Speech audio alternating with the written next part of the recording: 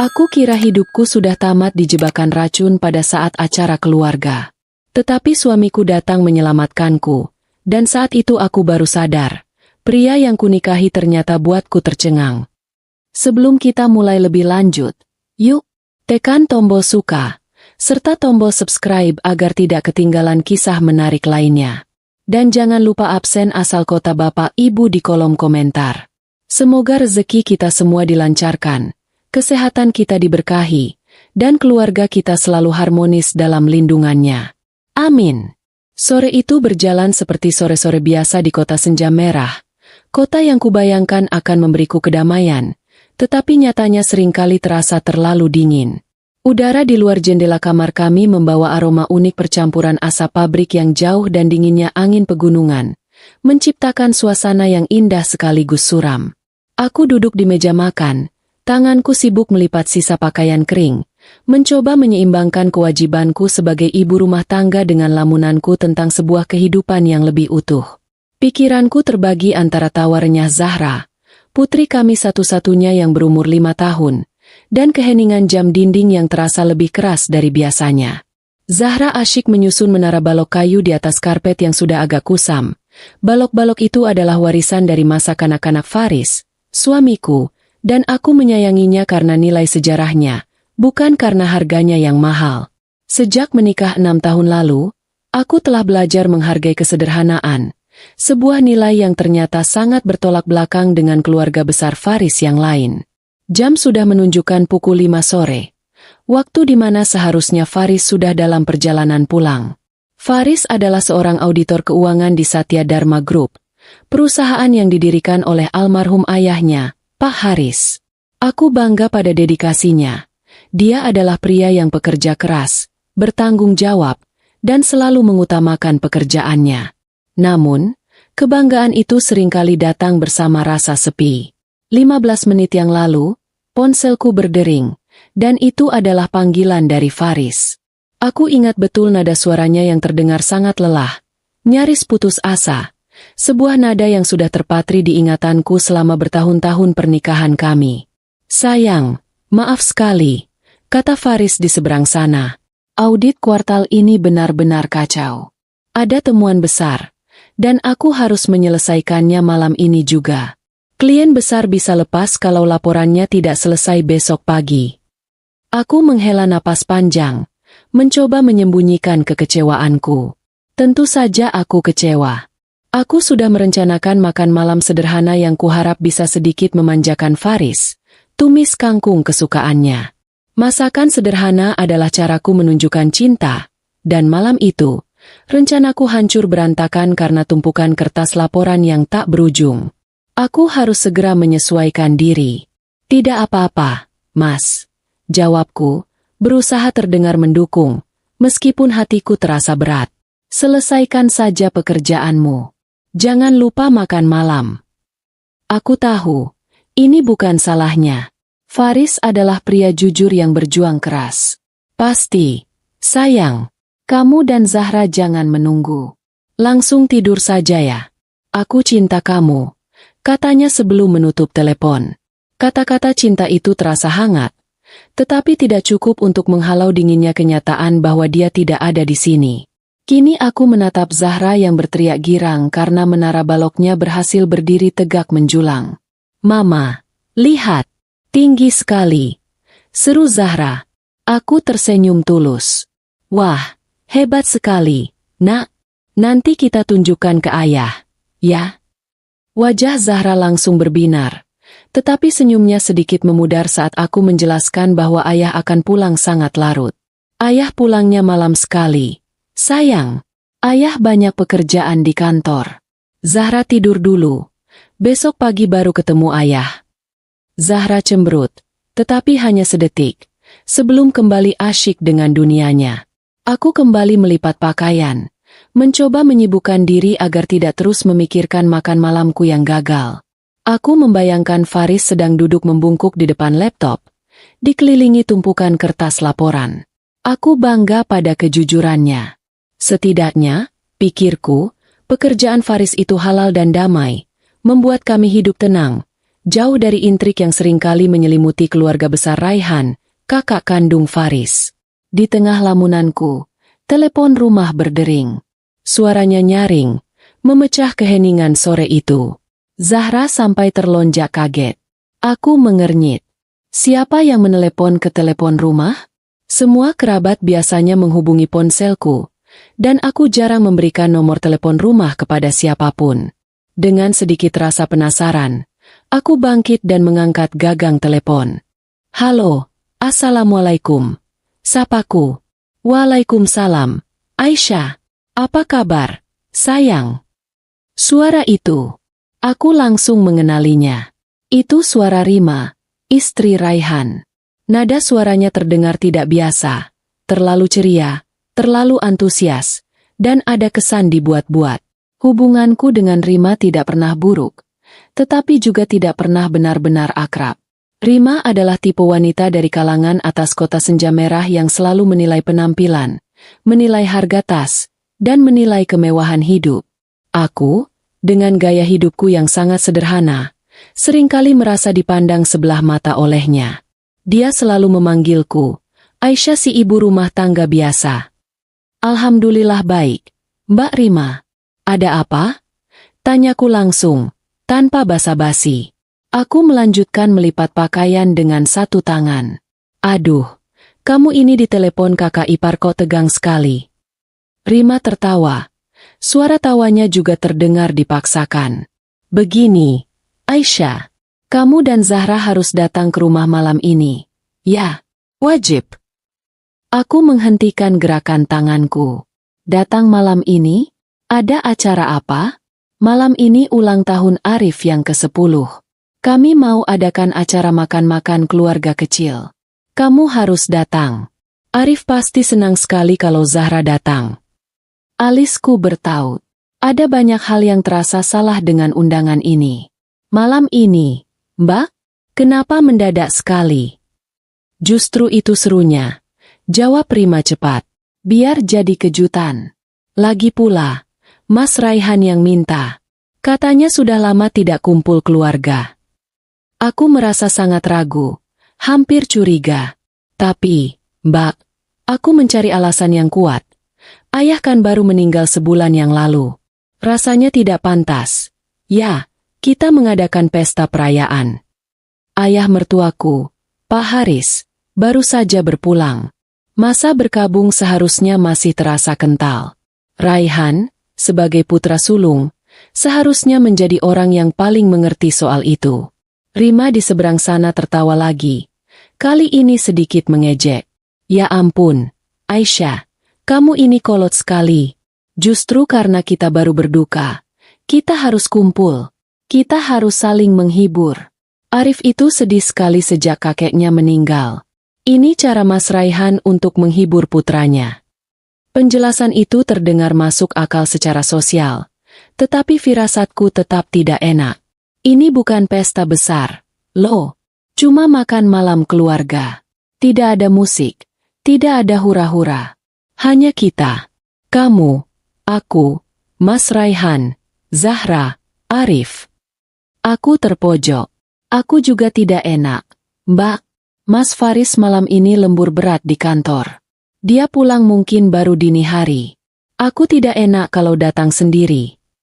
Loh, memangnya kamu anak kecil yang harus selalu diantar suami? Nada suara Rima mulai terdengar tidak sabar. Kami tahu Faris sibuk. Dia kan auditor andalan Satya Dharma. Justru karena Faris tidak bisa datang, kamu dan Zahra harus datang mewakilinya biar Mas Raihan tidak kecewa.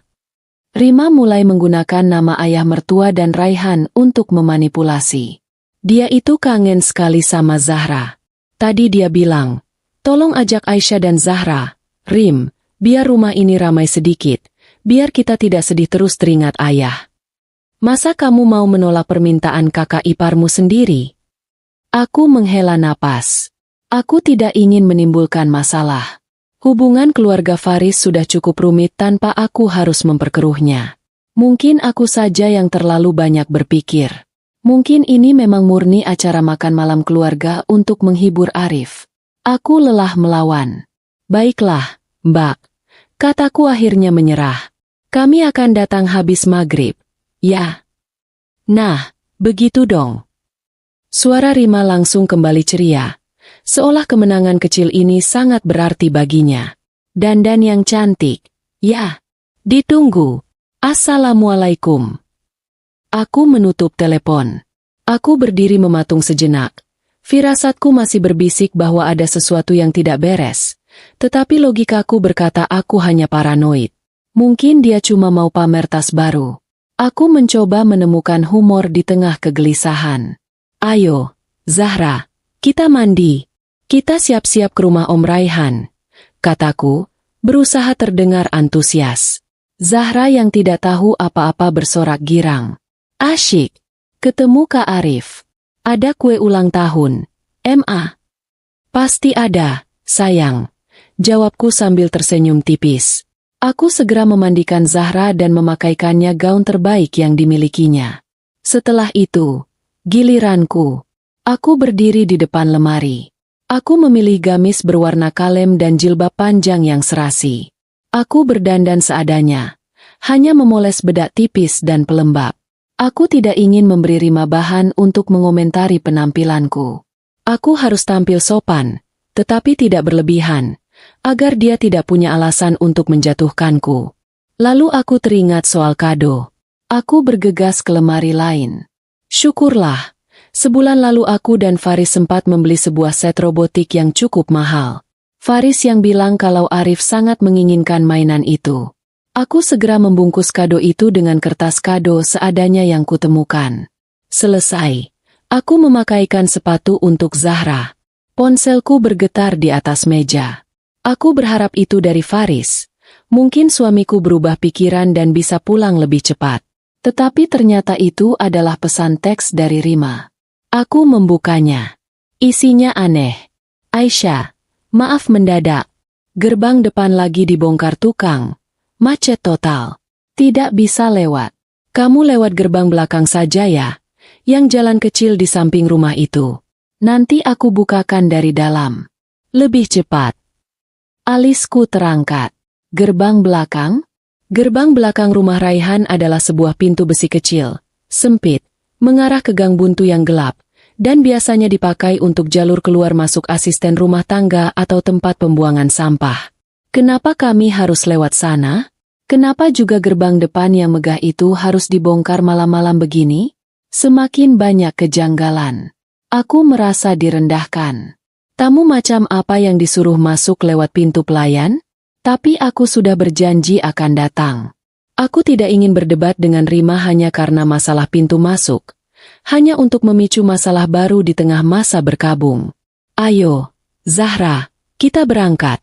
Kataku, menggendong putriku. Aku meraih tas dan kado untuk Arif.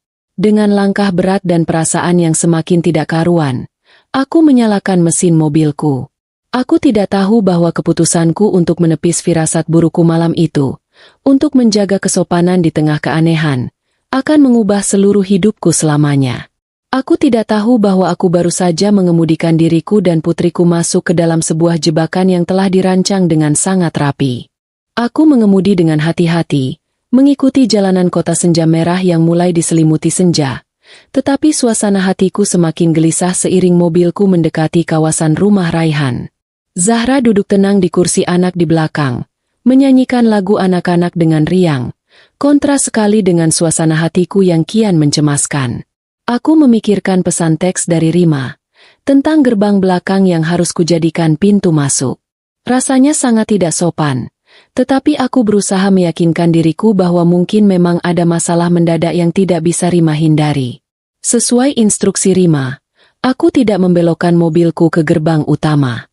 Gerbang utama yang megah, yang selalu terlihat terang benderang, kini kulihat sekilas. Dan anehnya, gerbang itu terlihat baik-baik saja. Tidak ada tanda-tanda pembongkaran, tidak ada tukang, tidak ada kemacetan. Semuanya terlihat normal. Jantungku mulai berdebar sedikit lebih kencang. Kenapa Rima berbohong? Firasat buruk yang kurasakan sejak menerima telepon Rima kini berubah menjadi alarm waspada yang nyaring di kepalaku. Aku mematikan lampu mobil dan mengikuti jalan kecil di samping rumah besar itu. Gang sempit dan gelap itu hanya muat untuk satu mobil, dan di ujung gang, sebuah pintu besi berkarat yang tinggi berdiri tertutup rapat. Aku mematikan mesin mobil. Keheningan malam di gang itu terasa mencekam. Hanya ada suara jangkrik dan bau tidak sedap dari tempat pembuangan sampah di dekat situ. Aku merasa ragu untuk turun. Suasana di sini terasa sangat salah. Sangat jauh dari kesan perayaan ulang tahun anak-anak.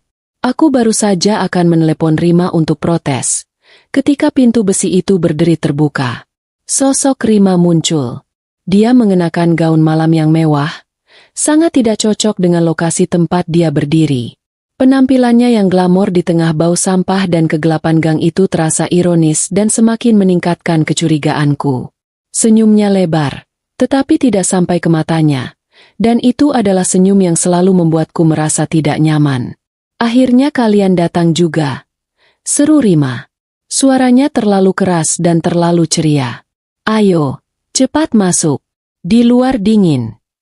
Aku menggendong Zahra yang mulai menguap dan mengambil kado Arif. Kami mengikuti Rima masuk, dan seperti dugaanku, kami masuk lewat area servis. Perjalanan masuk ke dalam rumah terasa seperti lorong penghinaan.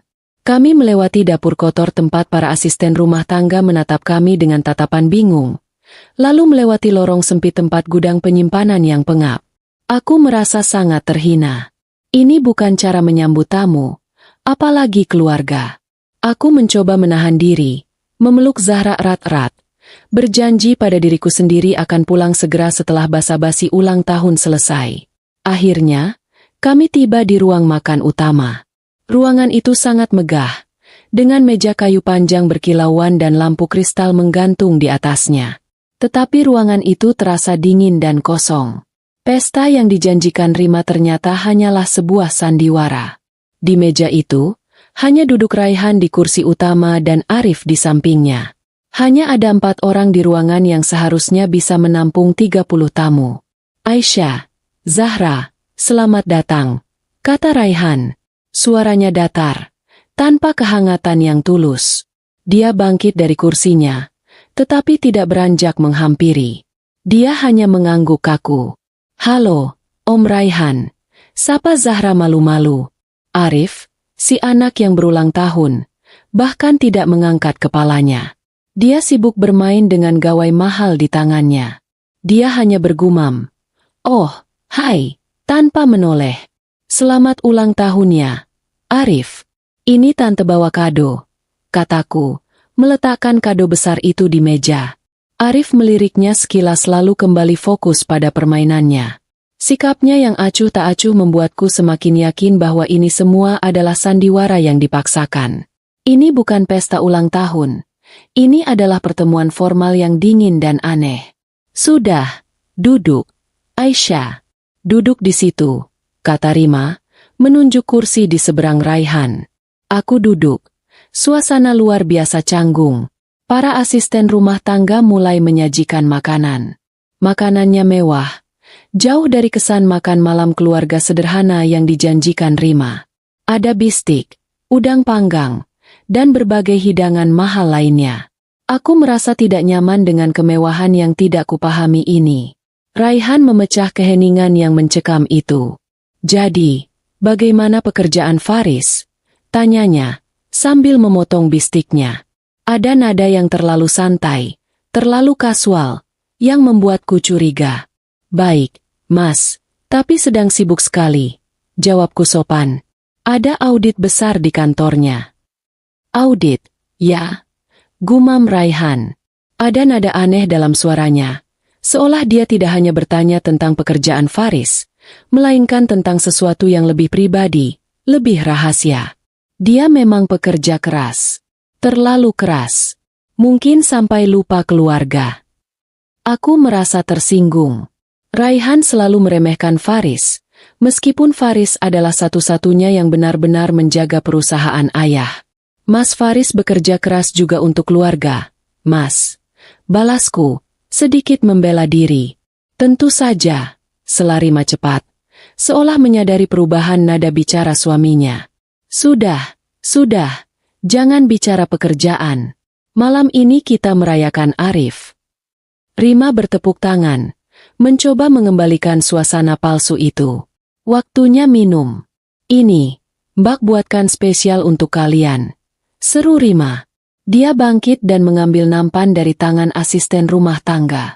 Di atas nampan itu ada 3 gelas yang berisi cairan berwarna merah muda, dihiasi irisan buah ceri. Ini jus mix berry campur leci, kata Rima. Dia meletakkan 1 gelas di depan Zahra, dan 1 lagi di depanku. Kalian harus coba. Ini resep rahasia keluarga. Sangat segar. Saat gelas itu diletakkan di depanku, alarm di kepalaku berbunyi sangat kencang, nyaris memekakan telinga. Firasat burukku kembali. Kini datang bersamaan dengan kebohongan Rima soal gerbang depan dan tatapan dingin Raihan. Jus spesial yang disajikan terpisah, hanya untuk kami berdua, terasa sangat salah. Aku melihat Raihan, yang kini menatapku dengan mata yang terasa menusuk. Zahra, yang haus, langsung meraih gelas itu. Mau, Mama. Aku menahannya. Tunggu, sayang. Aku menatap Rima. Maaf, Mbak Rima. Zahra baru saja minum obat alergi sore tadi. Dia alergi debu. Kata dokter dia tidak boleh minum yang aneh-aneh dulu. Takutnya ada reaksi. Air putih saja, boleh? Senyum di wajah Rima membeku sepersekian detik. Matanya menyipit. Obat alergi? Alergi apa? Sejak kapan Zahra alergi? Nadanya terdengar menuduh, penuh kecurigaan. Sudah lama, Mbak, tapi baru sore ini kambuh lagi. Kataku tegas, tetapi tetap sopan. Aku tidak mau mengambil risiko. Wajah Rima terlihat jelas sekali kesal. Dia seperti orang yang rencananya digagalkan. Kalau kamu, Aisyah, kamu kan tidak alergi. Rima mendorong gelas jus yang 1 lagi ke arahku. Aku menatap gelas itu. Warnanya sedikit keruh. Aku juga air putih saja, Mbak. Tiba-tiba tenggorokanku terasa kering sekali. Mungkin karena cuaca. Kekesalan Rima tidak bisa ditutupi lagi. Kalian ini merepotkan sekali. Ya, sudah susah-susah dibuatkan, katanya ketus. Dia memanggil asisten rumah tangga dan menyuruhnya membawakan air putih, sambil membanting nampan jus itu ke meja dapur. Raihan memperhatikan semua itu dalam diam. Wajahnya tetap datar, tetapi matanya menatapku dengan tajam, seolah sedang membaca pikiranku. Makan malam berlanjut dalam keheningan yang mencekam. Aku hanya berani memakan sedikit nasi putih dan sepotong ayam goreng yang kuambil sendiri, makanan yang juga dimakan oleh Raihan dan Arif. Aku melarang Zahra menyentuh makanan lain selain yang ada di piringku. Akhirnya, Rima keluar lagi, membawa kue tart besar dengan lilin angka 10. Waktunya potong kue, serunya, kembali memaksakan senyum. Setelah Arif meniup lilin dengan malas-malasan, Rima segera memotong kue itu. Nah, potongan pertama tentu saja untuk tamu spesial kita, Zahra. Rima menyodorkan piring berisi sepotong besar kue coklat ke arah Zahra. Zahra sudah mengantuk. Dia menggeleng. Tidak mau. Zahra sudah kenyang. Mau pulang. Loh, kok tidak mau? Ini enak sekali, sayang. Bujuk Rima. Dia sudah mengantuk, Mbak. Kataku cepat. Merasa ini adalah kesempatanku untuk kabur. Maaf sekali, Mbak Rima, Mas Raihan. Sepertinya kami harus pulang sekarang. Zahra sudah tidak bisa menahan kantuknya. Wajah Raihan dan Rima mengeras. Mereka saling berpandangan. Aku tahu, aku harus segera pergi dari rumah itu. Tepat saat aku berdiri dan mengangkat Zahra ke gendonganku, ponsel di dalam tasku bergetar hebat. Bukan getaran pesan singkat, tetapi panggilan masuk. Aku melirik ke arah Raihan dan Rima, meminta izin. Sebentar, Mas Faris menelepon. Aku sedikit menjauh dari meja, berbalik membelakangi mereka. Aku menekan tombol hijau. Halo, Mas? Kenapa? Kamu sudah selesai? Di mana kamu, sayang? Aku terlonjak kaget. Itu suara Faris, Tetapi bukan Faris yang tenang. Suamiku sedang berteriak. Terdengar suara angin kencang dan gemuruh mesin di latar belakang. Dia seperti sedang berlari atau berada di dalam mobil yang melaju kencang. "Mas, kamu kenapa?" Aku di rumah Mas Raihan, merayakan ulang tahun Arif. "Ada apa? Keluar dari sana!" Faris menjerit. Suaranya penuh kepanikan yang belum pernah kudengar seumur hidupku. "Keluar! Bawa anak kita pergi sekarang juga. Jangan makan apapun. Jangan minum apapun yang mereka berikan. Sudah tidak ada waktu. Lari! Nanti ku jelaskan. Cepat!" Sambungan telepon terputus. Seluruh darah di tubuhku terasa membeku. Kakiku lemas. Aku menatap ponsel di tanganku. Lalu, perlahan, sangat perlahan, aku berbalik badan. Raihan dan Rima kini sudah berdiri. Mereka tidak lagi berpura-pura. Senyum palsu itu telah lenyap. Wajah Raihan dingin dan kejam. Wajah Rima penuh kebencian. Mereka berdua menatapku. Bukan lagi tatapan keluarga, tetapi tatapan predator yang melihat mangsanya lolos. Aku menelan ludah, memeluk Zahra yang tertidur di bahuku erat-erat. Aku baru saja menyadari satu hal. Ini bukan pesta ulang tahun. Ini adalah jebakan. Dan aku baru saja nyaris lolos dari maut. Seluruh darah di tubuhku terasa membeku. Napas panik Faris di telepon masih terngiang di telingaku. Aku memeluk Zahra yang tertidur erat-erat di bahuku. Kakiku seolah terpaku di lantai ruang makan yang dingin. Di seberang meja yang panjang dan berkilauan, Raihan dan Rima berdiri.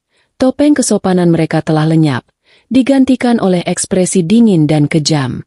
Aku tahu aku harus bertindak, tetapi otakku dipenuhi kabut ketakutan murni. Aku berusaha mengarang kebohongan, apapun yang bisa membawaku keluar dari pintu itu. "Mas Faris menelepon," kataku. Suaraku bergetar hebat. Katanya Zahra harus segera ke rumah sakit. Auditnya dibatalkan. Dia menunggu di depan. Kami harus pergi. Rima tertawa kecil. Suara tawa yang kering dan tidak menyenangkan. "Rumah sakit? Kebohongan apa lagi? Aisyah? Tadi katanya Zahra alergi. Sekarang tiba-tiba harus ke rumah sakit." Rima melangkah maju, menghalangi jalan. "Dia tidak bohong," balasku. Naluri keibuan memberiku keberanian. Zahra demam tinggi. Badannya panas sekali. "Minggir." Aku mulai berjalan cepat, memutari meja menuju lorong sempit tempat aku masuk tadi. Aku tidak punya waktu untuk berdebat. "Duduk, Aisyah," perintah Raihan. Suaranya tenang, tetapi penuh ancaman. Dia tidak berteriak, tetapi nada rendah itu membuat bulu kuduku berdiri. Pestanya belum selesai. Kue ulang tahunnya bahkan belum kau cicipi. Aku bersikeras. Sudah sampai di pintu masuk lorong yang gelap. "Kami mau pulang." Aku bilang duduk. Raihan bergerak. Tubuhnya yang besar melangkah cepat. Langsung menghalangi lorong sempit itu. Dia seperti tembok yang tiba-tiba muncul. Aku mencoba mendorongnya, tetapi Raihan tidak bergeser sedikit pun. Wajah Rima kini berdiri di samping suaminya. Wajahnya yang dulu cantik berubah menjadi topeng kebencian yang nyata. "Kamu tidak akan kemana-mana," desis Rima. "Kamu pikir kamu pintar, ya? Menolak minuman, menolak kue? Kamu sudah tahu, bukan?" "Aku tidak tahu apa-apa," jeritku panik. Aku melirik ke belakang, ke arah dapur.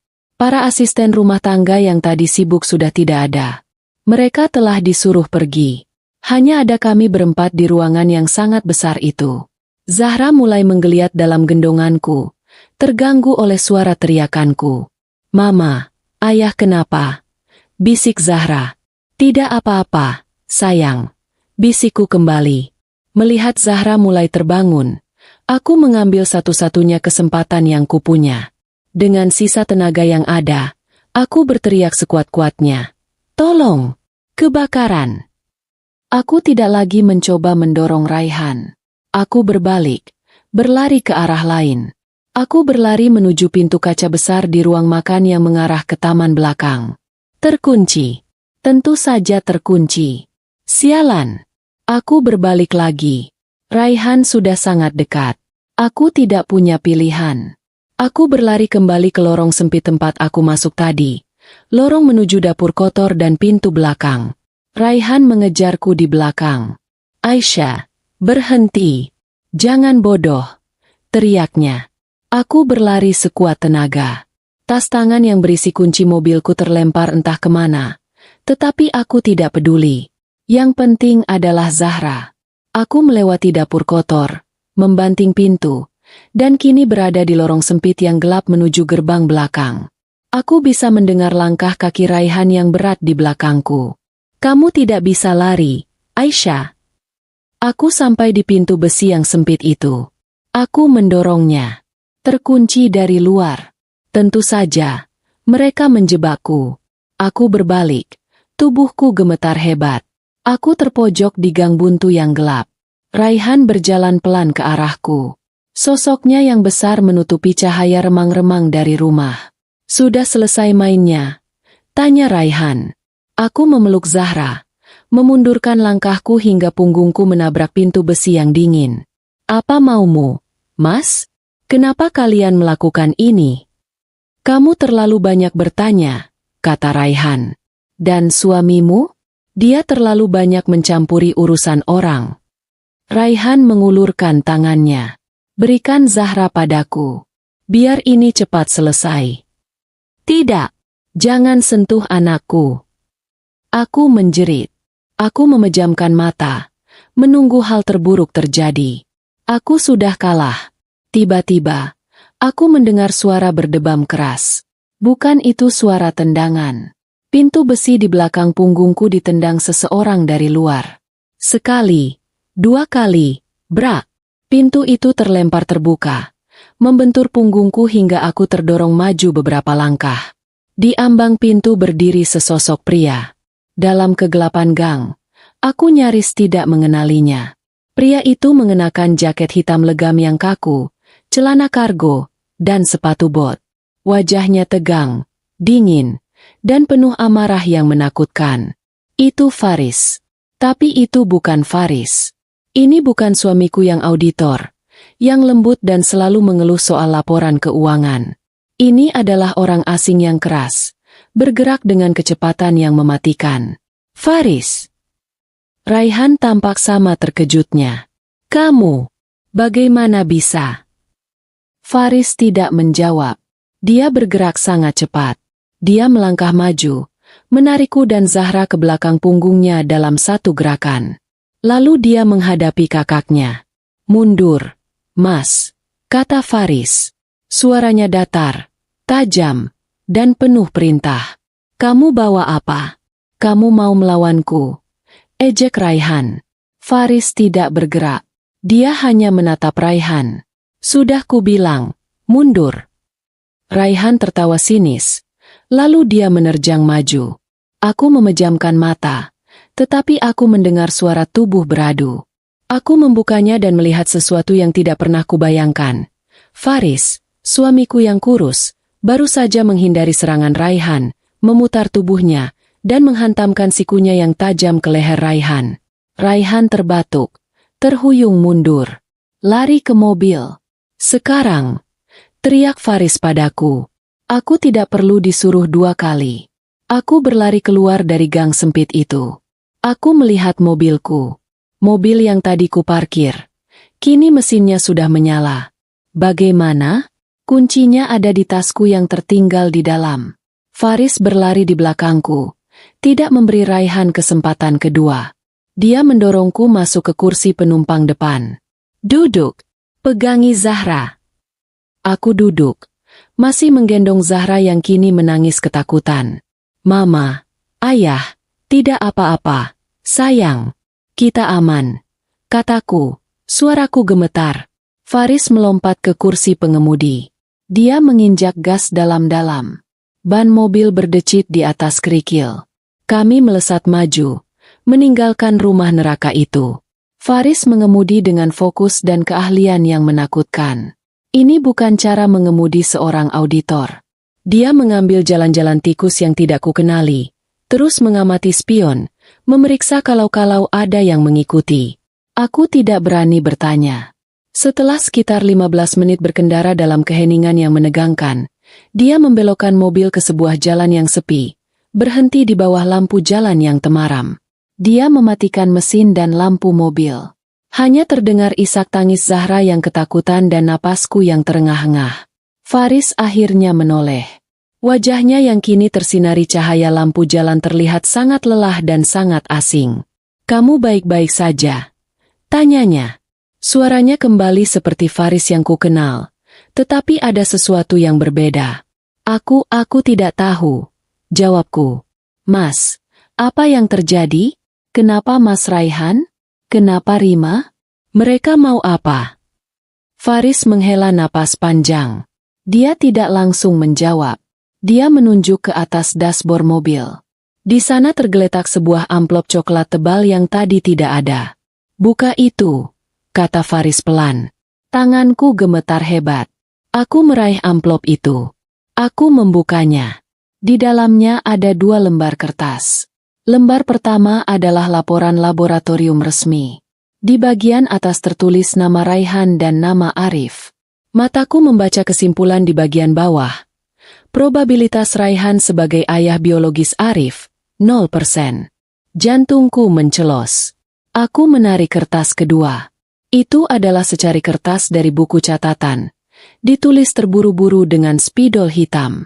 Tulisannya adalah tulisan tangan Faris. "Mereka tahu. Aku tahu. Minuman dan kue tart untukmu sudah diracun.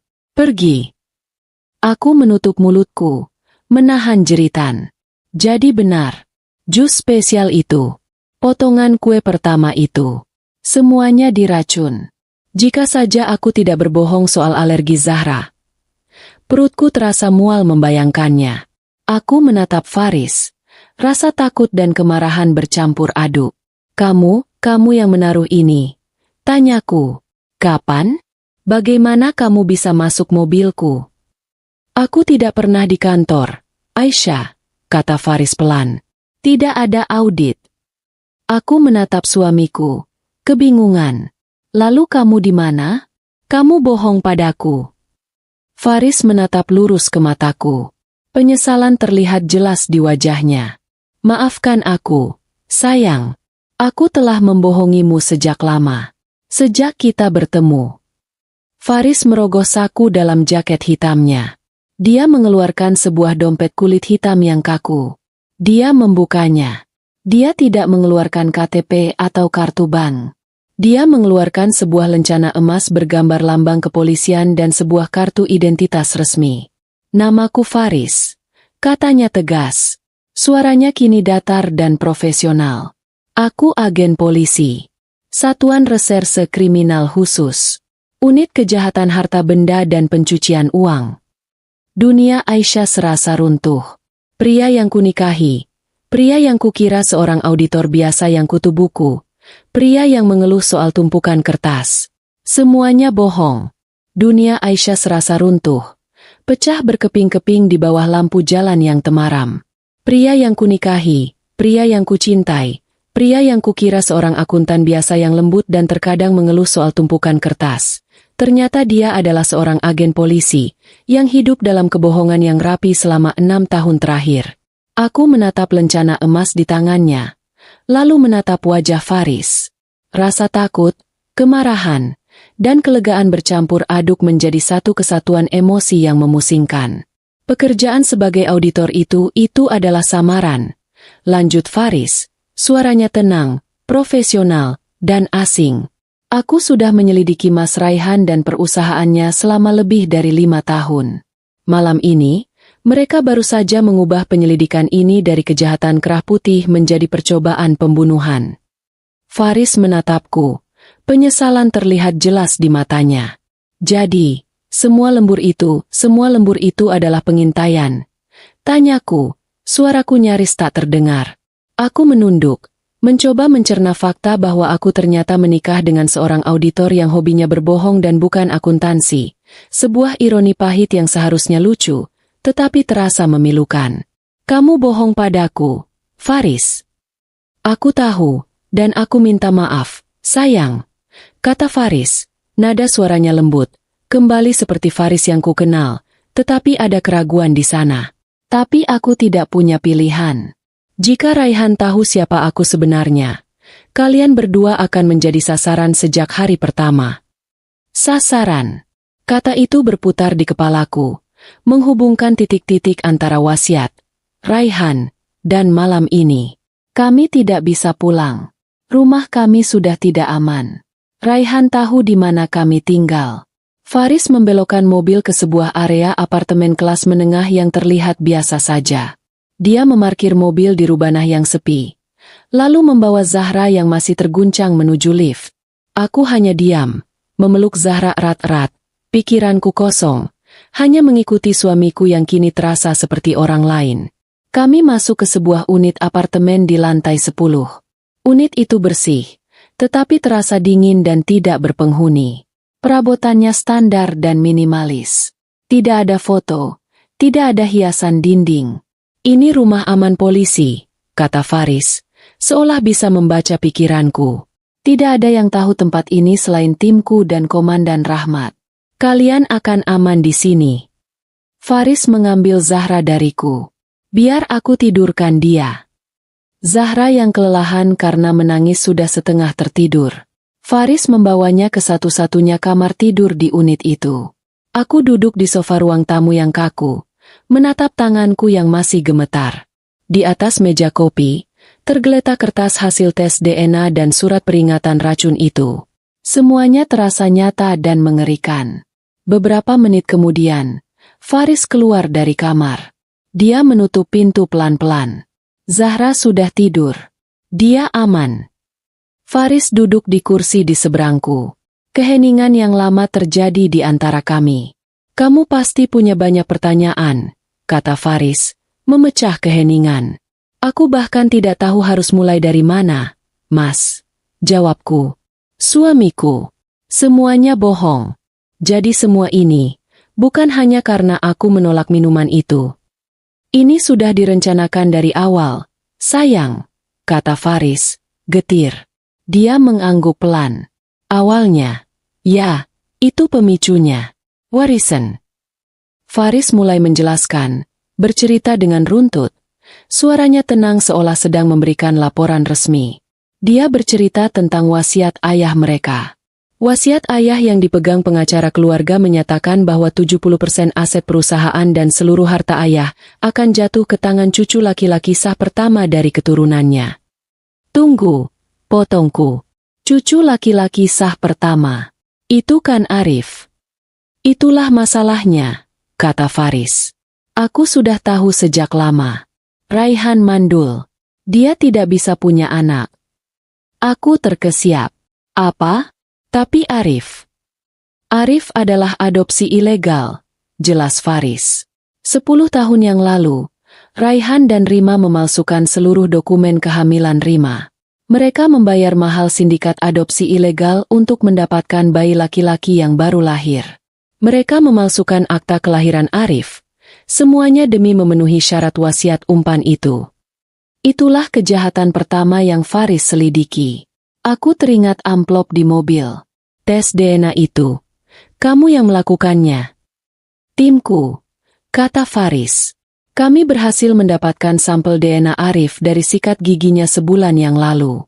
Hasilnya keluar 2 hari yang lalu, membuktikan dia bukan anak kandung Raihan. Jadi jika Arif tidak sah maka Zahra, putri kami, adalah cucu sah satu-satunya. Dia adalah ahli waris yang sebenarnya, kata Faris. Aku gemetar.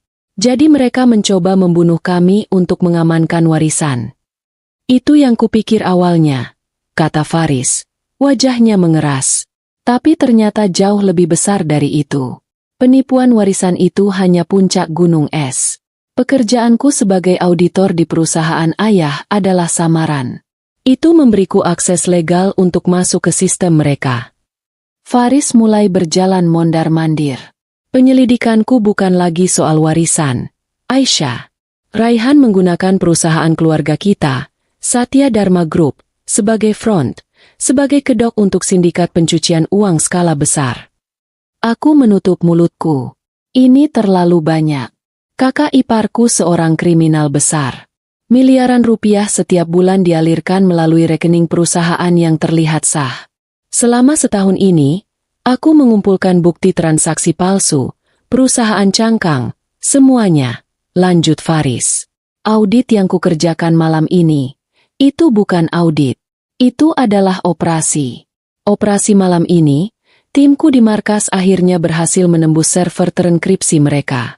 Server utama yang menyimpan semua data kotor. Dan mereka menemukannya? Tanyaku, cemas. Mereka menemukan semuanya, kata Faris. Bukti transfer dana sindikat, nama-nama klien haram mereka, dan mereka menemukan sesuatu yang lain. Sesuatu yang membuatku berlari keluar dari markas tanpa pikir panjang. Apa itu? Bisikku. Mereka menemukan bukti transaksi baru, kata Faris. Catatan pembelian yang dilakukan Rima pagi ini. Dia membeli sebotol racun industri. Jenis yang sangat mematikan, tidak berbau, dan tidak berwarna. Jantungku serasa diremas. Racun. Aku langsung sadar. Raihan pasti tahu servernya jebol. Ada alarm yang berbunyi di sistemnya. Dia panik. Dia memutuskan untuk menghabisi semua masalahnya dalam satu malam. Dan kami adalah masalahnya. Dengan membunuhmu dan Zahra, dia mendapatkan dua hal, kata Faris, matanya dipenuhi amarah yang dingin. Pertama, dia menghancurkan aku secara emosional. Kedua, dia melenyapkan ahli waris yang sah. Dia pikir dia bisa kabur dengan membawa Arif dan semua uang haram itu. Aku menambahkan potongan-potongan teka-teki itu. Itulah kenapa dia menyuruh kita lewat gerbang belakang. Supaya mobil kita tidak terekam CCTV gerbang depan. Dan dia menyajikan minuman terpisah. Jebakan klasik. Faris mengangguk. Jebakan klasik. Mas, bagaimana kamu bisa tahu aku ada di sana dan bagaimana kamu bisa masuk ke mobilku? Tanyaku.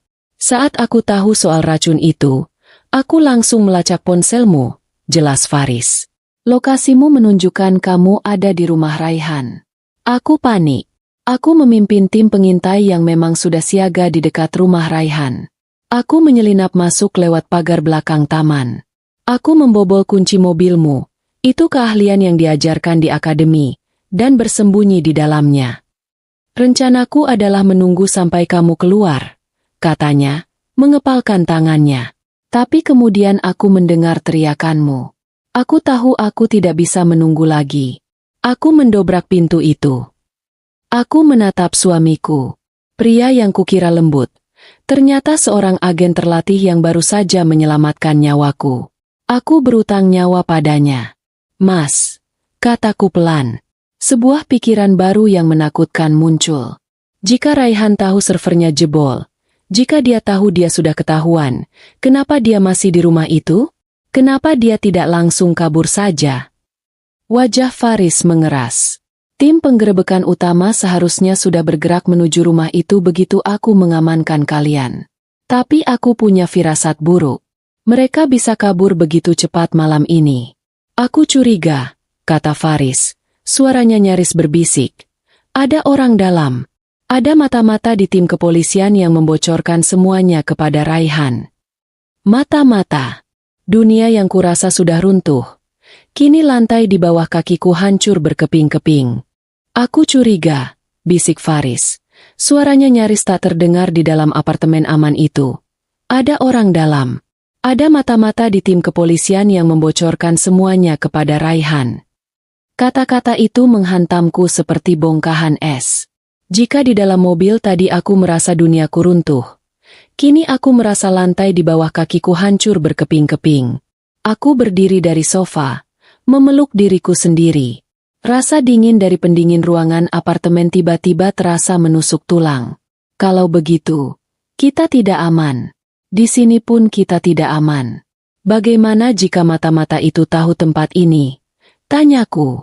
Rasa takut itu kembali. Kini jauh lebih mengerikan karena musuhnya bukan hanya Raihan, tetapi juga sistem yang seharusnya melindungi kami. Tenang, sayang. Faris berbalik. Wajahnya yang tegang melembut sedikit melihat ketakutan di mataku. Dia berjalan mendekat, berlutut di depanku, dan memegang kedua tanganku yang sedingin es. Tempat ini aman. Aku bersumpah. Ini adalah unit putih. Unit ini tidak terdaftar dalam inventaris resmi kepolisian. Hanya aku dan komandanku, Komandan Rahmat, yang tahu lokasi persisnya. Faris berdiri. Energi gugupnya kembali. Dia mulai berjalan mondar-mandir di ruangan sempit itu. Jemarinya terkepal. Dia meraih ponsel khusus miliknya yang diletakkannya di meja. Ponsel itu bergetar pelan. Notifikasi pesan aman. Wajah Faris semakin mengeras saat membacanya. Laporan pertama dari tim Bravo. Katanya, rahangnya menegang. Sesuai dugaanku. Rumah itu kosong.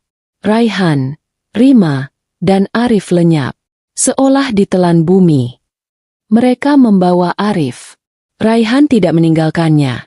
Karena Arif, anak adopsi ilegal itu, masih merupakan perisai dan alat klaim warisan di mata publik. Ponsel itu bergetar lagi. Kali ini panggilan masuk. Faris mengangkatnya. Menyalakan speaker agar aku bisa ikut mendengar. Faris, ini Rahmat. Suara Komandan Rahmat terdengar berat dan lelah. Bukan hanya itu. Tim Bravo sudah selesai menyisir lokasi. Ada perkembangan. Mereka bukan hanya kabur. Mereka menghancurkan semuanya. Maksudmu? Tanyaku. Ruang kerja Raihan, tempat server utamanya berada, hangus terbakar. Lapor Rahmat. Bukan kebakaran besar. Itu adalah kebakaran yang sangat presisi dan profesional. Tim investigasi menduga mereka menggunakan semacam alat pembakar kimia yang terhubung ke server sebagai jebakan darurat. Begitu alarm penyusupan server kami berbunyi, alat itu aktif. Total. Faris. Semua hard drive, semua komputer, semua cadangan data fisik di rumah itu meleleh menjadi gumpalan plastik dan logam, kata Rahmat. Aku merasakan gelombang keputusasaan. Semua bukti fisik hilang. Semua yang kami pertaruhkan di langit senja lenyap. Bagaimana dengan bukti percobaan pembunuhan? Tanya Faris. Rima sangat bersih. Jawab Rahmat. Tidak ada sisa jus. Tidak ada botol racun. Piring-piring sudah dicuci bersih di mesin cuci piring. Tanpa kesaksian Aisyah, kita tidak punya apa-apa. Air mataku kembali mengalir. Jadi, mereka akan lolos begitu saja? Tidak. Kata Faris tegas. Mereka tidak akan lolos. Kebakaran itu adalah satu kesalahan. Itu membuktikan bahwa mereka menyembunyikan sesuatu. Itu memperkuat kasus penghalangan penyelidikan kita. Faris memijat pangkal hidungnya. Kembali fokus pada masalah utama, kebocoran. Perintah penggerebekan hanya kuberikan setelah aku memastikan Aisyah dan Zahra aman bersamaku di mobil. Perintah itu kuberikan lewat saluran aman, langsung padamu di ruang komando. Siapa saja yang ada di ruangan itu bersamamu saat aku memberi perintah, go? Terdengar keheningan sejenak dari Rahmat. Ada 2 operator radio. Dan Pak Hardiman. Hardiman? Aku mengulang kata itu, terkejut. Pak Hardiman, pengacara keluarga kami, yang pura-pura menawarkan bantuan? Bukankah dia? Dia yang paling licik dari semuanya, kata Faris. Kemarahan dingin kini terdengar jelas. Selama ini dia bermain di 2 kaki. Dia kami panggil ke markas dengan alasan kami akan melakukan negosiasi. Kami pikir dia adalah pion kami. Faris mengusap wajahnya dengan kasar. Kami salah. Dia ada di ruangan itu saat aku memberi perintah, go. Dia pasti punya cara untuk memberi sinyal pada Raihan. Sinyal itu tidak hanya memberitahu Raihan untuk lari, tetapi juga untuk mengaktifkan alat pembakar. Rahmat menjelaskan bahwa setelah sinyal diberikan, Hardiman menghilang dari ruang komando. Dia kabur. Tepat saat Faris mengatakan itu, ponsel khususnya berbunyi lagi. Kali ini notifikasi prioritas tinggi. Lampu kecil di ponsel itu berkedip merah. Faris membacanya, matanya melebar. Lalu ekspresi ketegangan di wajahnya sedikit mereda, digantikan oleh ekspresi lega yang dingin. Dia nyaris tersenyum. "Ada apa?" tanyaku, tidak mengerti perubahan ekspresinya. "Orang yang panik selalu membuat kesalahan," kata Faris. "Dan Hardiman baru saja membuat kesalahan terbesarnya. Dia tertangkap." Hardiman tidak kabur lewat jalan tikus. Dia terlalu sombong. Dia mencoba menggunakan paspor aslinya untuk naik penerbangan komersial ke Singapura. Tim imigrasi bandara menangkapnya 5 menit yang lalu di ruang tunggu kelas bisnis. Berita tertangkapnya Hardiman membawa kelegaan sesaat. "Kami mendapat 1 pion, dan dia pasti tahu sesuatu." Faris segera menghubungi Rahmat lagi. "Aku butuh interogasi mendesak. Aku mau tahu apa yang dia bawa dan apa yang dia katakan." Faris menyalakan speaker lagi. Rahmat melaporkan bahwa Hardiman sudah bicara. Hardiman, si tikus, langsung roboh saat dihadapkan dengan bukti konspirasi percobaan pembunuhan. "Dia membenarkan semuanya," lapor Rahmat.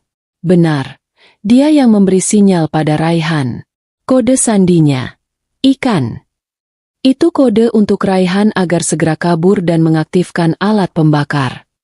Namun, Hardiman tidak tahu kemana Raihan pergi. "Dia bersumpah dia tidak tahu," kata Rahmat. "Raihan terlalu pintar untuk memberitahu pion seperti Hardiman kemana dia akan pergi. Jadi Raihan dan Rima masih di luar sana, bebas, tetapi tanpa uang dan tanpa arah. Tapi yang paling penting, Faris," kata Rahmat, suaranya kembali bersemangat. "Hardiman baru saja mengatakan sesuatu yang lain. Ini soal wasiat." Aku dan Faris saling berpandangan. Hardiman mengonfirmasi 100% bahwa wasiat cucu laki-laki yang beredar itu palsu. Tapi ada sesuatu yang Raihan tidak tahu, bahwa Hardiman mengetahuinya. "Ayah kalian," kata Rahmat. "Almarhum ayahmu, Faris. Dia tidak bodoh. Dia tahu putranya Raihan serakah. Dia tahu Hardiman licik. Jadi dia memainkan permainannya sendiri." Rahmat melanjutkan. Suaranya kini terdengar bersemangat. "Hardiman mengaku bahwa ayahmu memanggilnya 6 bulan sebelum meninggal. Ayahmu bilang dia mau merevisi wasiatnya. Tapi dia tidak melakukannya lewat Hardiman. Dia hanya memberitahu Hardiman satu hal. Semua dokumen palsumu tidak akan ada gunanya, Hardiman. Karena aku sudah menyimpan wasiat yang asli." Jantungku berdebar kencang. "Wasiat asli di mana?" tanya Faris cepat. "Di Safe Deposit Box, SDB, pribadi di bank lama milik keluarga," jawab Rahmat. Hardiman tidak tahu apa isi pastinya, tapi dia tahu Raihan terobsesi pada SDB itu. Raihan sudah mencoba puluhan kali untuk membukanya, tetapi dia tidak pernah bisa. "Kenapa?" tanyaku. "Tidak bisa menahan diri. Karena dia tidak punya kuncinya," kata Rahmat. "Dan SDB itu membutuhkan 2 hal, kunci fisik dan sidik jari biometrik." "Sidik jari siapa?" tanya Faris. "Ayahmu," kata Rahmat. "Dan 1 orang lagi, seseorang yang dia percaya. Hardiman yakin orang itu adalah kamu, Faris." Faris tertegun. Matanya melebar, seolah baru teringat sesuatu. "Ya, aku rasa aku tahu.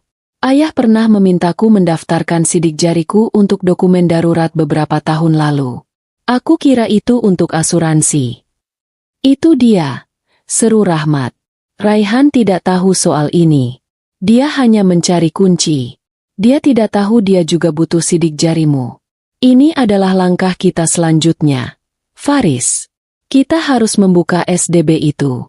Itu bisa jadi berisi semua yang kita butuhkan untuk menghancurkan Raihan."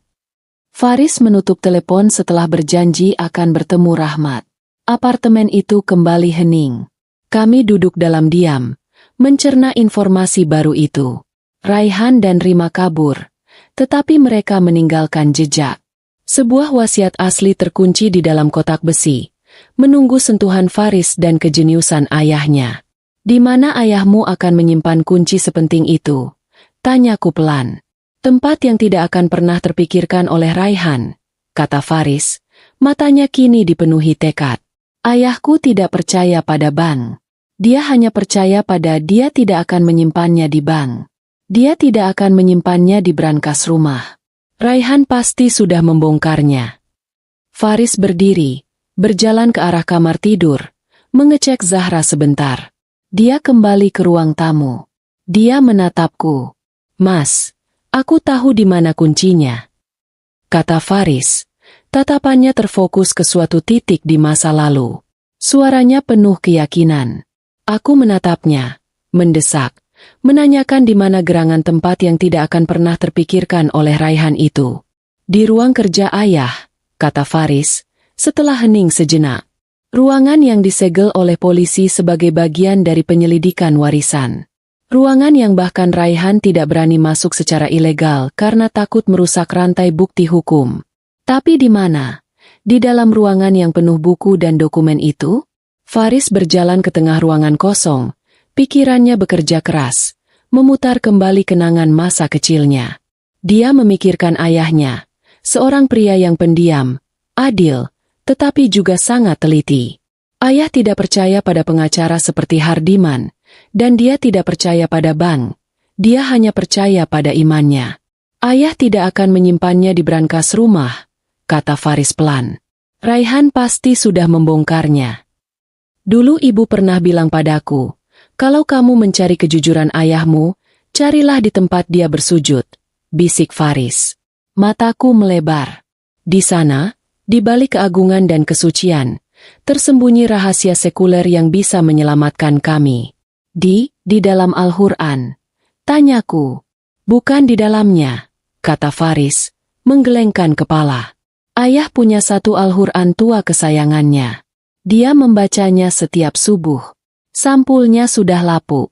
Dan di balik sampul kulit yang tebal itu, aku yakin ayah membuat kompartemen rahasia kecil. Faris menatapku dengan tatapan yang kini ku kenali. Bukan tatapan auditor yang lelah, tetapi tatapan seorang agen yang sedang menjalankan misi. Dia meraih jaketnya lagi. "Kita tidak bisa hanya duduk di sini. Raihan mungkin kabur, tapi dia akan mencari kunci itu. Kita harus mendapatkannya lebih dulu." "Mas, jangan." Aku langsung panik. Itu terlalu berbahaya. Bagaimana jika Raihan kembali? "Sayang, dengar." Faris memegang bahuku. "Kalian tetap di sini. Tempat ini aman. Aku akan membawa tim. Ini bukan lagi operasi rahasia. Ini adalah pengambilan barang bukti." Dia menatapku, memberikan seluruh keyakinannya. "Aku akan kembali. Dan saat aku kembali, kita akan mengakhiri ini." Waktu terasa berjalan begitu lambat di dalam apartemen aman itu. Setelah Faris pergi, keheningan di unit apartemen itu terasa memekakan telinga. Aku tidak bisa tidur. Setiap suara kecil membuatku terlonjak. Suara denting lift di lorong, suara pintu tetangga yang tertutup. Semua itu membuatku paranoid. Aku duduk di sofa yang kaku, memeluk lututku, dan mencoba untuk berdoa. Aku adalah seorang ibu, dan malam ini aku merasa sangat gagal melindungi putriku. Aku telah membawa Zahra ke rumah predator. Jika bukan karena Faris, jika bukan karena penolakan instingku terhadap jus dan kue itu, aku tidak berani melanjutkan pikiran itu. Pikiranku kembali berputar. Suamiku yang kian asing, Faris sang auditor, Faris sang agen. Anehnya, aku tidak merasa marah atas kebohongannya. Aku merasa takut akan bahaya yang kini mengelilingi kami, tetapi juga takut karena aku sadar bahwa aku tidak sepenuhnya mengenal pria yang telah tidur di sampingku selama 6 tahun terakhir. Aku memikirkan Zahra yang tidur nyenyak di kamar sebelah, anak kecilku yang malang, yang kini menjadi pusat perebutan warisan berdarah. Sementara aku tenggelam dalam ketakutan, di belahan lain kota, Faris dan Komandan Rahmat memimpin sebuah tim taktis kecil. 3 mobil hitam tanpa tanda berhenti di jalan yang sepi. Beberapa rumah dari kediaman almarhum ayah mereka. Garis polisi berwarna kuning masih terpasang melintang di gerbang utama, seolah melindungi rahasia terakhir sang ayah. Saya tidak mau ada kejutan. Amankan perimeter. Jaga di setiap sudut. Perintah Rahmat. Faris mengangguk. Dia mengenakan rompi anti peluru tipis di balik jaketnya. Ini adalah prosedur standar. Tetapi malam ini terasa sangat pribadi. Dia tidak sedang menggerebek markas kriminal. Dia sedang memasuki rumah masa kecilnya, mencari pesan dari ayahnya. Mereka memotong garis polisi dan membuka gerbang secara manual. Rahmat menyalakan senter kuat, menyorot ke halaman yang terawat. Semuanya tampak normal. Mereka masuk lewat pintu depan, yang segel polisinya juga mereka buka secara resmi. Ruang kerja ayah ada di lantai 2, di sayap barat, kata Faris. Suaranya menggema di rumah yang kosong. Mereka menaiki tangga. Udara terasa pengap, bau debu dan kenangan masa kecil.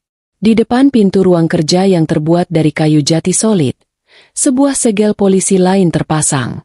Rahmat memberi isyarat. Seorang petugas maju dan memotong segel itu, mendokumentasikannya dengan kamera. Faris mendorong pintu. Pintu itu berderit pelan. Ruangan itu persis seperti yang dia ingat. Rak-rak buku tinggi menjulang hingga ke langit-langit. Satu set meja kerja kayu yang berat. Dan di sudut ruangan, sebuah area salat kecil dengan sajadah yang masih terhampar ke arah kiblat. Kalian tunggu di luar, kata Faris kepada tim. Jaga pintu. Rahmat mengangguk. Faris melangkah masuk sendirian. Rasanya seperti melanggar batas privasi, memasuki area paling sakral ayahnya. Dia berjalan menuju sudut salat. Di sana, di atas sebuah rehal kayu berukir, tergeletak Al-Quran tua milik ayahnya. Sampulnya terbuat dari kulit rusa yang sudah usang, berwarna coklat gelap. Faris mengambil Al-Quran itu dengan hati-hati. Dia membukanya. Aroma kertas tua langsung tercium. Tapi dia tidak mencari di antara halaman-halaman itu. Dia tahu Raihan pasti sudah memeriksa setiap lembar di seluruh rumah. Faris membalik Al-Quran itu. Dia memeriksa sampul kulit tebal di bagian belakang. Dia merabanya dengan jarinya. Dan dia menemukannya. Sebuah tonjolan kecil yang hampir tidak terasa. Di salah satu sudut, jahitannya terlihat sedikit berbeda.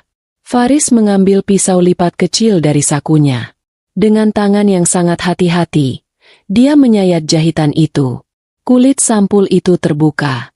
Di dalamnya, ayahnya telah membuat sebuah kompartemen rahasia, dilapisi beludru merah yang lembut. Dan di dalam beludru itu tergeletak sebuah kunci. Kunci kuningan kecil yang kuno. Kunci safe deposit box. Aku menemukannya, kata Faris pelan. Suaranya sedikit serak, dipenuhi haru dan kelegaan. Dia kembali ke pintu, menunjukkan kunci itu pada Rahmat. Bagus. Ayo kita ke bank. Setengah jam kemudian, mereka berada di bank lama milik keluarga. Rahmat telah mengurus surat perintah darurat untuk membuka SDB di luar jam operasional. Mereka dibawa ke ruang kubah utama. Hilmi mencari nomor kotak yang dia ingat dari dokumen lama ayahnya. Kotak 777. Faris memasukkan kunci kuningan itu ke lubangnya. Dia memutarnya. Klik. Panel kecil di sebelah lubang kunci terbuka, menampilkan sebuah pemindai sidik jari berwarna biru. Dia tidak tahu soal ini, gumam Faris, memikirkan Raihan. Raihan hanya mencari kunci. Dia tidak tahu dia butuh sidik jari Faris. Faris menekan ibu jarinya ke pemindai. Lampu biru berkedip, lalu berubah menjadi hijau. Terdengar suara klik mekanis yang memuaskan. Kotak itu tidak terkunci.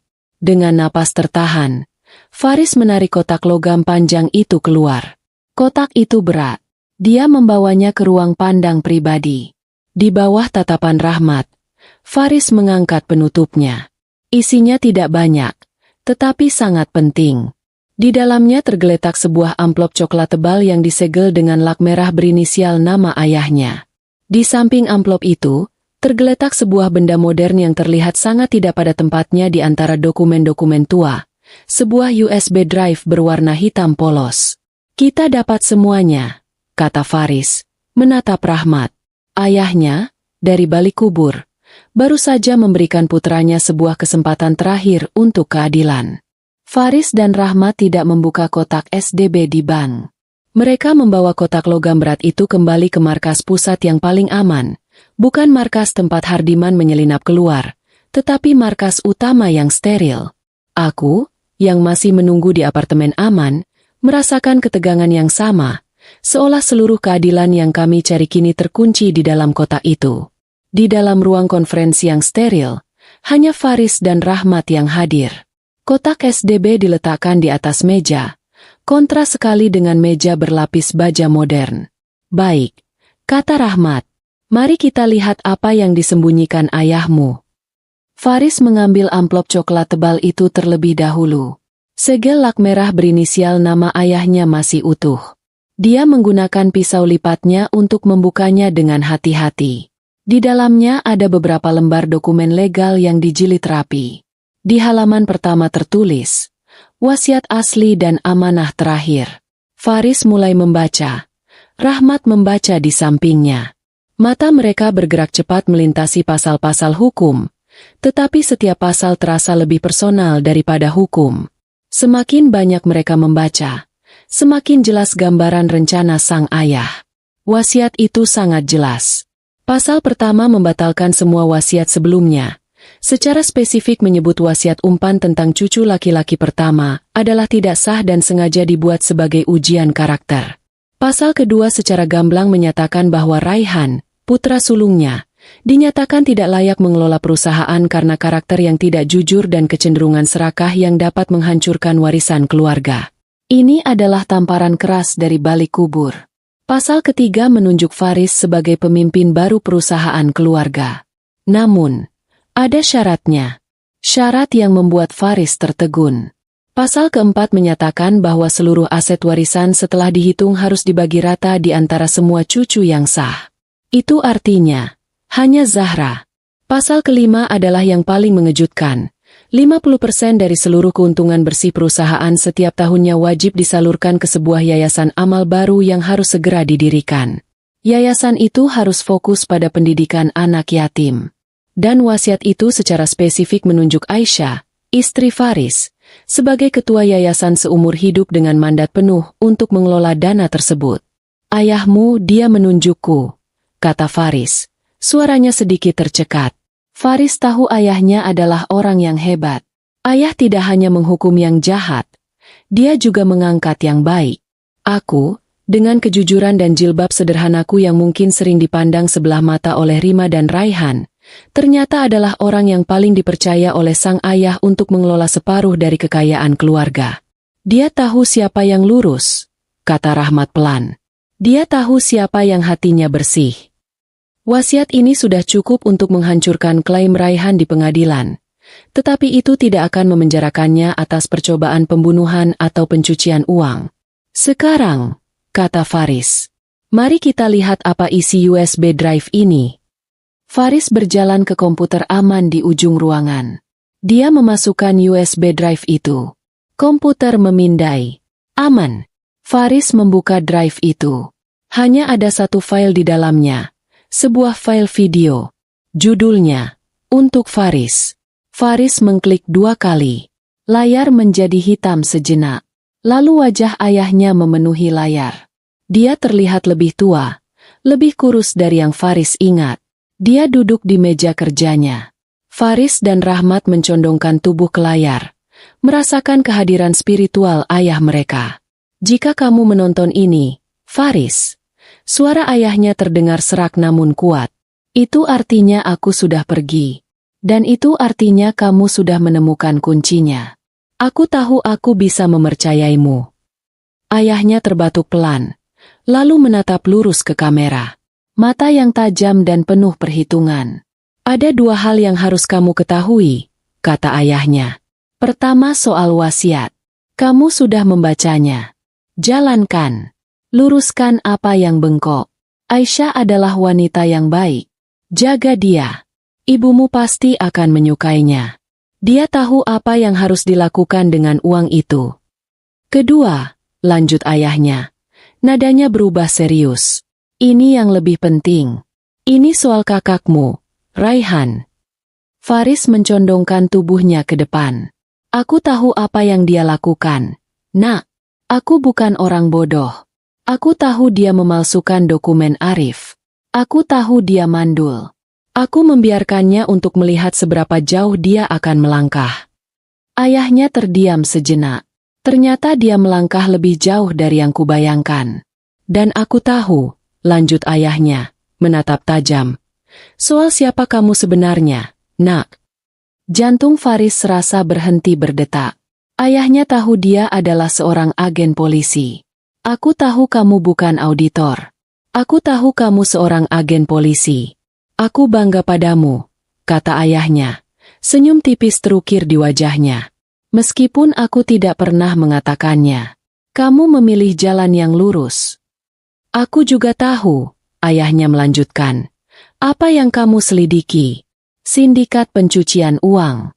Perusahaanku. Dia menggunakan perusahaanku yang kubangun dengan keringat untuk mencuci uang haram. Kemarahan terlihat jelas di wajah tua itu. Aku tidak bisa menghancurkan kakakmu sendiri. Aku seorang ayah. Tapi aku juga tidak bisa membiarkannya menang. Aku tidak bisa membiarkannya menghancurkan nama baik keluarga kita, kata ayahnya. Jadi, aku melakukan apa yang aku bisa. Aku mengumpulkan bukti-bukti. Selama setahun terakhir, aku melacaknya. Tiba-tiba, video beralih. Layar komputer menampilkan buku besar transaksi, nama-nama perusahaan cangkang di luar negeri, nomor rekening bank di Swiss dan Cayman Island. Semua data yang Faris dan timnya coba retas. Semua data yang Raihan pikir telah ia hancurkan di servernya. Semuanya ada di sana. Aku sudah mengumpulkan semuanya. Suara ayahnya kembali terdengar. Di USB drive ini. Di dalam folder tersembunyi yang terenkripsi. Kata sandinya adalah tanggal lahir ibumu. Aku sengaja membiarkanmu masuk perusahaan sebagai auditor, Faris, kata ayahnya. Aku berharap kamu dengan keahlianmu akan menemukan ini. Aku tidak bisa menyerahkannya langsung. Raihan mengawasiku. Tapi aku tahu jika aku pergi, kamu akan menemukan jalannya. Gunakan ini, perintah ayahnya. Bersihkan nama keluarga kita. Tangkap kakakmu. Hentikan dia.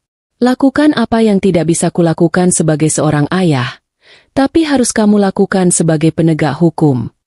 Video itu berakhir. Faris bersandar di kursinya. Dia terdiam.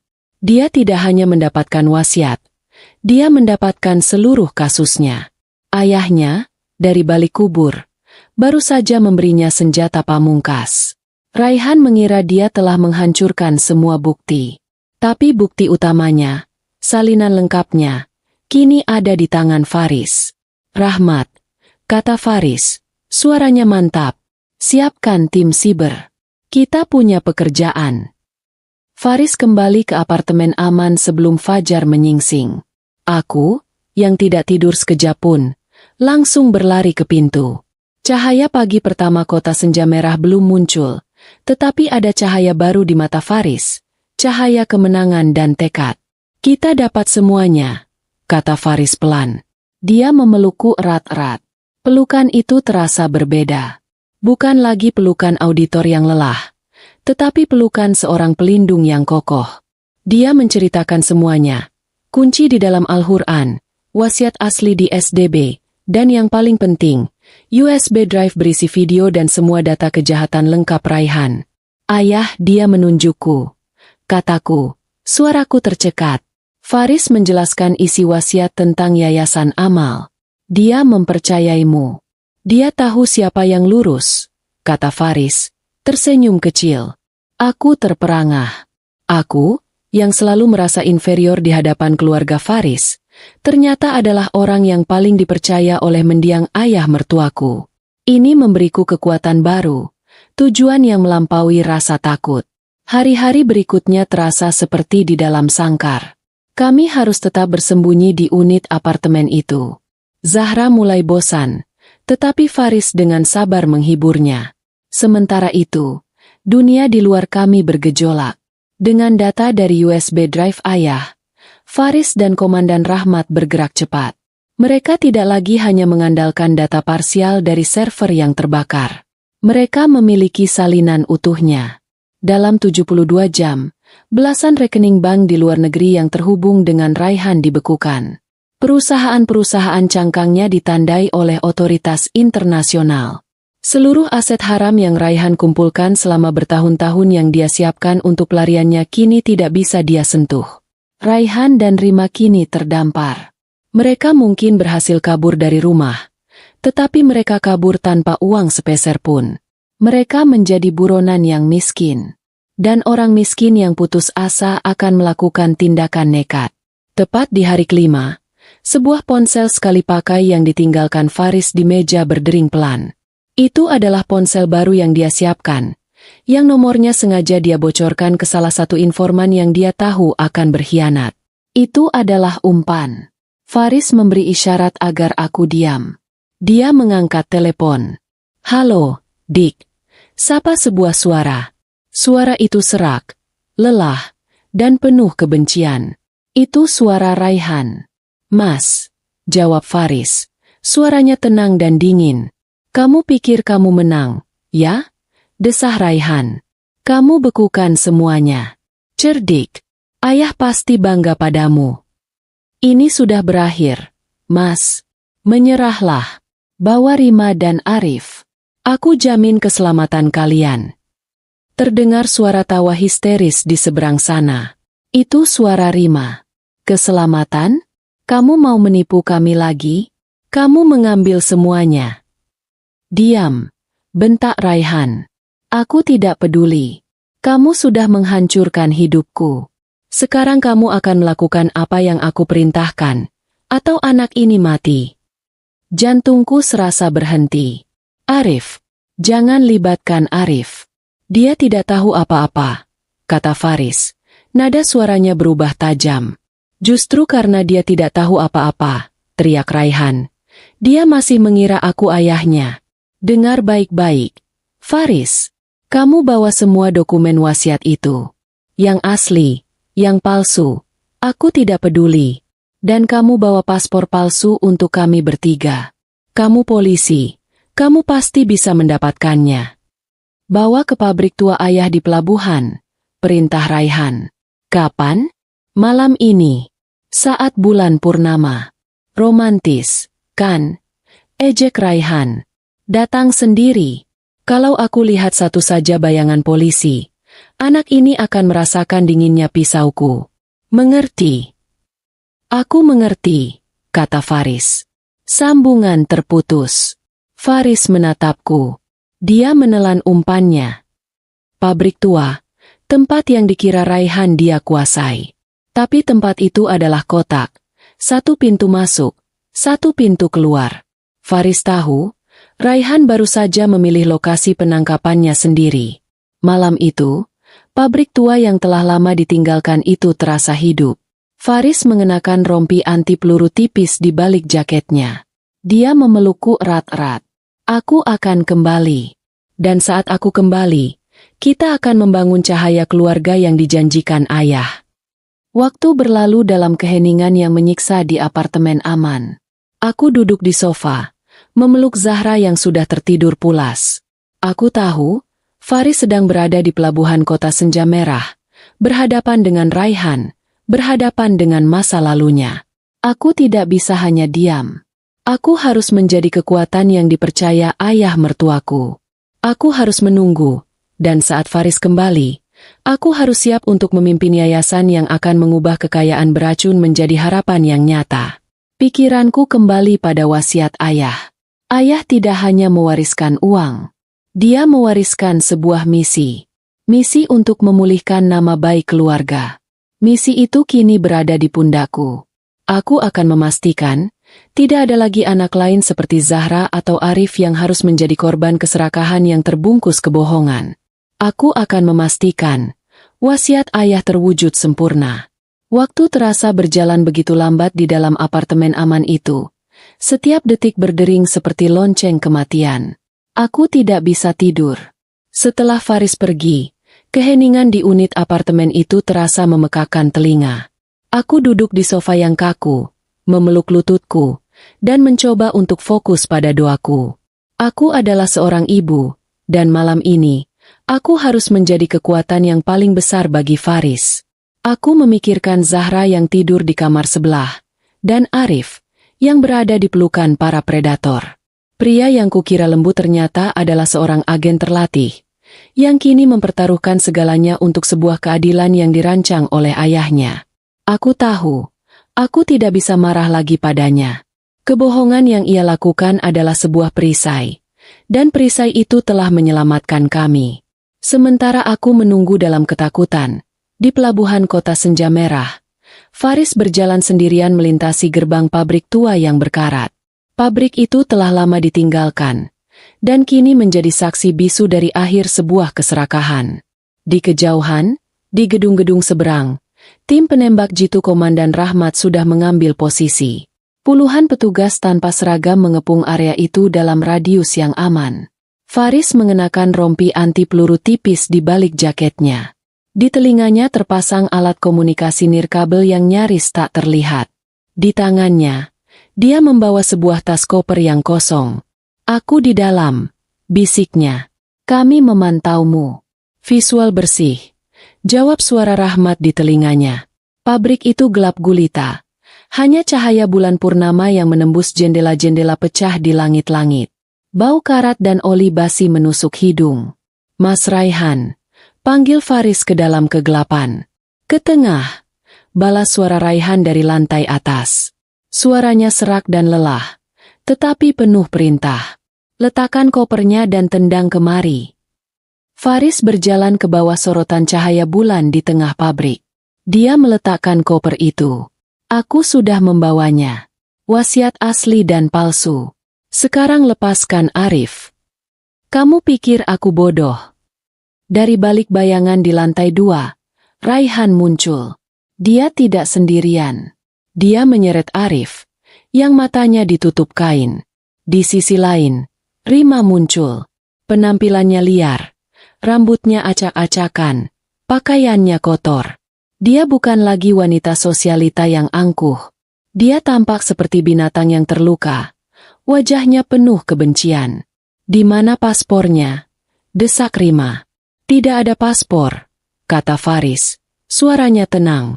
"Permainanmu sudah selesai, Rima. Kamu bohong. Kamu menjebak kita. Mas, bunuh dia." Rima menjerit. Raihan mengabaikan istrinya. Dia menatap Faris. "Kamu datang untuk menangkapku, adikku sendiri." "Kamu mencoba membunuh istri dan anakku," balas Faris dingin. "Keluarga sudah berakhir malam itu."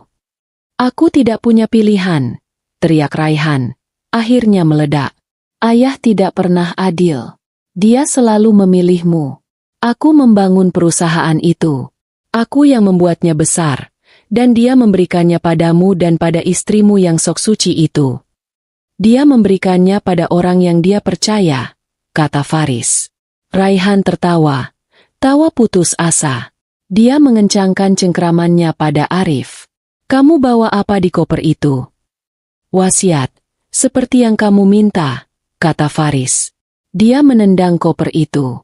Koper itu meluncur di lantai yang berdebu dan berhenti beberapa meter dari Raihan. Raihan mendorong Arif ke arah Rima. "Pegang dia." Raihan turun dari tangga. Matanya tidak pernah lepas dari Faris. Dia mendekati koper itu dengan hati-hati. Dia membukanya. Isinya hanya tumpukan kertas biasa. "Di mana?" geram Raihan. "Permainan selesai, Mas." Faris berkata lagi, "Kamu tidak hanya kehilangan warisan. Aku punya semuanya." Raihan membeku. "Apa maksudmu?" Faris mengangkat tangan kirinya. Di tangannya ada USB drive kecil.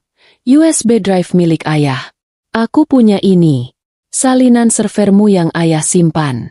Semua bukti pencucian uangmu, transaksimu, klienmu, semuanya." Mata Raihan melebar. Dia tidak tahu soal itu. Dia pikir buktinya sudah terbakar. Wajahnya pucat pasi. Dia sadar dia benar-benar sudah kalah. Saat itulah Rima bertindak. Melihat suaminya membeku, kalah, melihat hidupnya hancur, otaknya putus.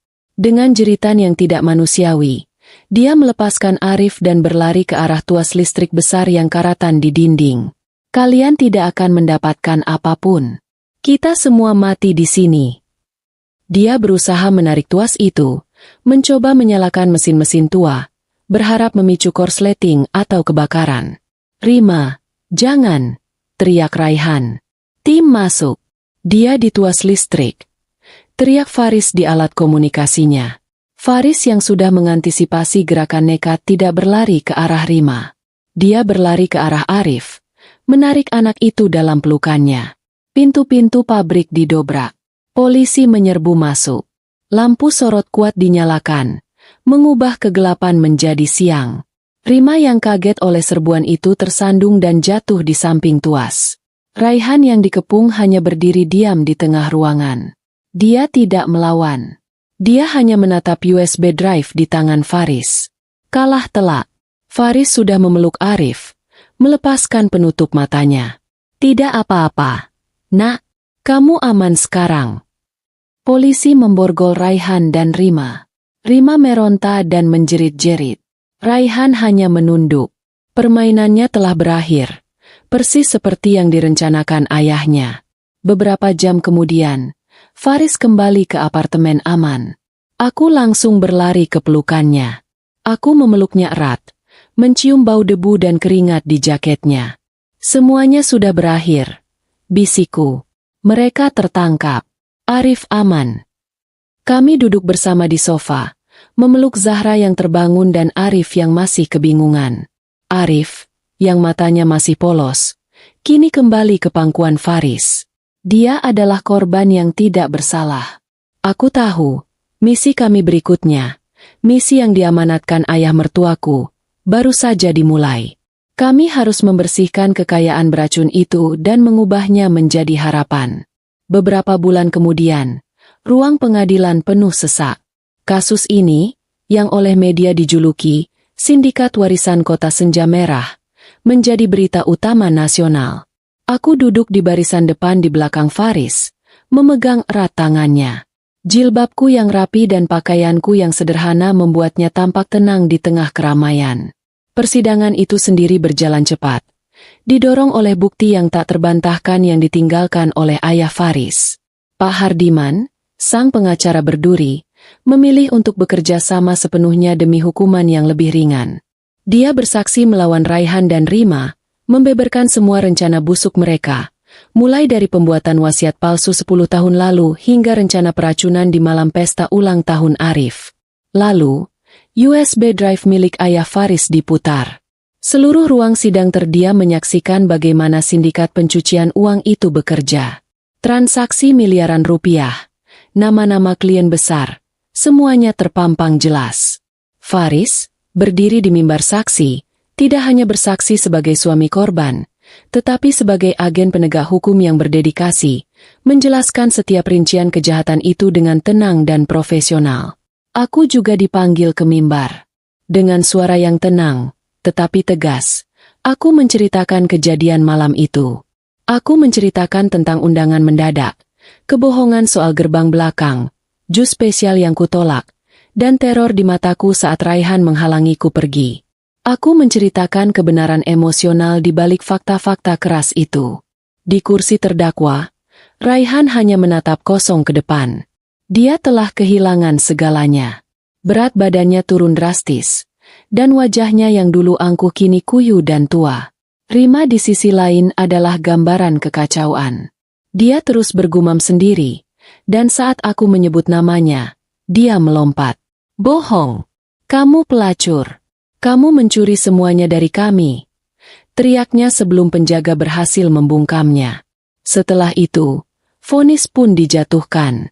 Pak Hardiman, atas kerjasamanya, divonis 20 tahun penjara. Sementara Raihan dan Rima dinyatakan bersalah atas semua tuduhan, konspirasi, penipuan, pemalsuan dokumen, pencucian uang, dan percobaan pembunuhan berencana terhadapku dan Zahra. Hakim tidak menunjukkan belas kasihan. Keduanya divonis penjara seumur hidup tanpa kemungkinan pembebasan bersyarat. Saat vonis dibacakan, Raihan menutup matanya. Tetapi Rima tertawa. Tawa melengking yang mengerikan. Tawa orang yang sudah kehilangan akal sehatnya. Dia tertawa sambil diseret keluar dari ruang sidang. Karma telah datang. Wasiat asli ayah Faris segera disahkan oleh pengadilan. Wasiat umpan dinyatakan batal demi hukum. Faris secara resmi ditunjuk sebagai kepala perusahaan. Namun, langkah pertamanya adalah menjual perusahaan itu. Uang ini sudah terlalu kotor, katanya padaku. Perusahaan ini telah terkontaminasi oleh kejahatan Raihan selama bertahun-tahun. Kita tidak bisa membangun kebenaran di atas fondasi yang busuk.